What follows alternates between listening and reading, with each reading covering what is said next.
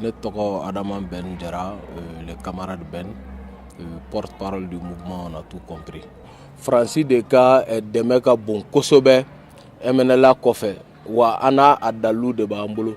An ye o dalilu min sɔrɔ an ko dɔw bɛ so jɔli la, dɔw bɛ kɔnɔna mun, dɔw bɛ kɔkanna mun, an bɛ taa ɲɔgɔn kunbɛn, o de la a bɛ fɔ ko so ɲɛna.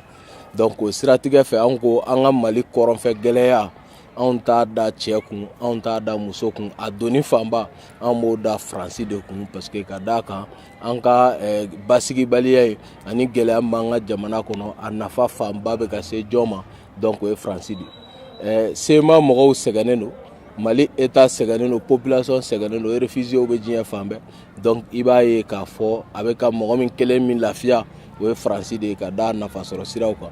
Donc pour que halisa ka n ka kuma sinsin ni seginna kɔfɛ dɔrɔn 2013 wagati min Faransi bɛna intervention kɛ le 10 janvier 2013 donc kana se bi ma i b'a ye k'a fɔ ko o don na MNLA mɔgɔw tun bɛ Wagadugu de, donc Blaise Compaoré de tun kɛra u jatigi ye, mais ka taga ɲɛfɛ bi olu nalen ka jihadistes repousser ka bɔ yen, donc u tun tɛ fɛ kabiri 2013 Mali ka don Kidal kɔnɔna na, mais kɔfɛ an donna u y'an ka finitigilakaw sen siri k'u bolo siri, c'est-à-dire k'u ka minɛnw dɔgɔya ka t'u bila Kidal kɔnɔ.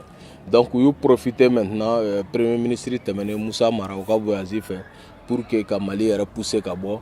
Donc Mali bɔli min kɛra sisan a bɛ taa MNLA bɛ i cogo n'o ye bi sema ye pour que ka continuer ka Mali jamana sigi a sen tabara kɔnɔ. Et pendant ce temps Faransi bɛ wele toujours comme maître d'œuvre, ka wele toujours au secours u kana gɛlɛya min bɛ Mali kɔnɔ k'a ta ka bɔ yen. Pendant ce temps cela fait des milliards pour la France et ça continue pour la France ka se k'i bolo da a ka Sahel kan, ka se k'i bolo da a ka colonie kɔrɔlenw kan, a ka jamana maralen kɔrɔ kan.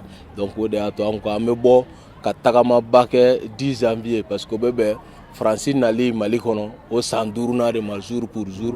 Donc an ko an bɛ bɔ ka réflexion kɛ, une sorte de regard croisé k'a yira diɲɛ mɔgɔ la Faransi bɛ wale min na Mali jamana kɔnɔ a tɛ taa Mali jamanadenw ka hɛrɛ kɔnɔ, et puis mɔgɔ min sara an bolo a cayara.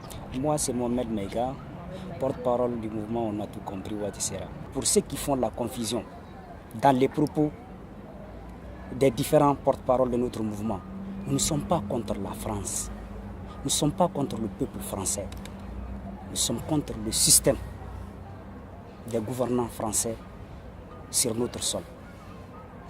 Il faudrait que cela soit édifié. Nous ne pouvons pas être d'accord, étant un pays souverain, que la France vient s'infliger dans nos affaires sans considération, sans respect et sans qu'elle nous explique clairement son agenda. Nous pensons que notre mal, notre souffrance, notre manque d'union, c'est dû à la présence de l'opération Barkhane aujourd'hui.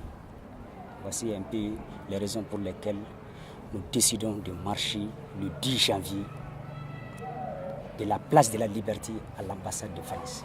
Donc si ça a un que la France soit claire et sincère avec le Mali.